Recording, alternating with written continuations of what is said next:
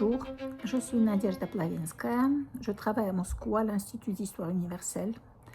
Je suis 18e et j'étudie les échanges culturels à l'époque des Lumières. C'est sous cet angle-là que je me suis intéressée au nakaz, la fameuse instruction que Catherine II avait donnée à sa commission législative en 1767.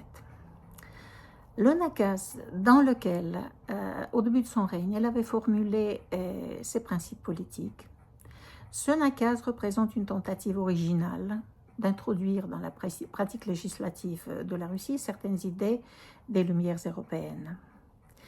Il intégrait de larges empreintes aux penseurs du XVIIIe siècle et ses origines philosophiques ont assuré à l'ouvrage de Catherine II une place parmi les textes les plus libéraux des Lumières russes.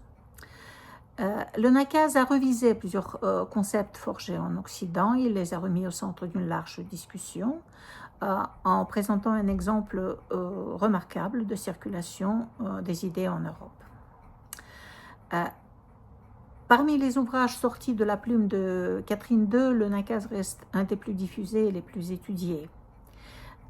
Pourtant, mon livre ne vise pas seulement à reproduire le texte catherinien, mais il comporte quelques inédits et quelques instruments de recherche qui pourraient, je l'espère, apporter un nouvel éclairage sur la rédaction du nakaz, sur ses sources, sur ses traductions et sa diffusion.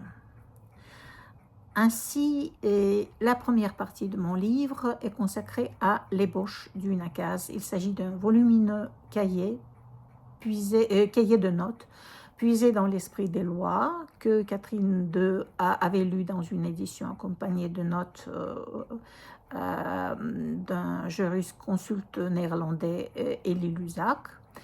Et ce manuscrit, qui mélange les citations de Montesquieu et de Luzac avec les remarques de l'impératrice elle-même, représente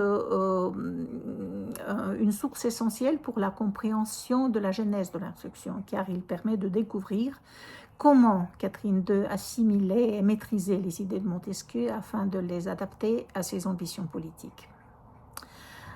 La deuxième partie est consacrée au manuscrit intitulé « De la servitude ». Il représentait le premier jet du chapitre 11 et touchait à la question du servage.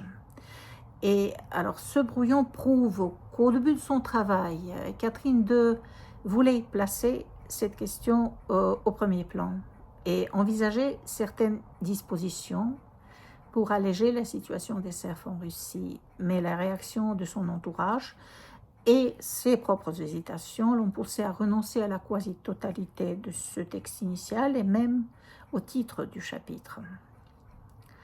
Dans la troisième partie du livre consacré aux sources du nakaz, j'ai essayé d'apporter quelques précisions concernant les co-auteurs de Catherine II, tels que Montesquieu, Luzac, Beccaria, dans la version recomposée de l'abbé André Morlet, Bielfeld, Desnitsky, Betskoy et quelques auteurs de l'encyclopédie. Et j'ai également proposé les critères qui permettent de distinguer dans l'amalgame de citations accumulées dans le nakaz la voix propre de Catherine II en me basant sur ses manuscrits préparatoires. Dans la quatrième partie, les questions des traductions de l'ouvrage catherinien, et j'ai recensé 32 éditions du nakaz publiées en 10 langues différentes au cours du XVIIIe siècle. Et j'ai étudié les circonstances de leur apparition en révélant les chaînes très complexes qui lient les différentes versions de ce texte. Enfin, la dernière section de mon livre comprend les textes du nakaz en russe et en français, et c'est un outil indispensable pour l'analyse des manuscrits que je publie. Pour conclure, je dois ajouter que la première version de mon livre a été publiée en russe en 2018. Cette nouvelle édition en langue française, enrichie d'un nouveau chapitre, a été réalisée dans le cadre du projet international From Enlightened Prince to Enlightened Despot, From Montesquieu to Catherine II, soutenu par la Richard Lansbury Foundation. Merci de votre attention.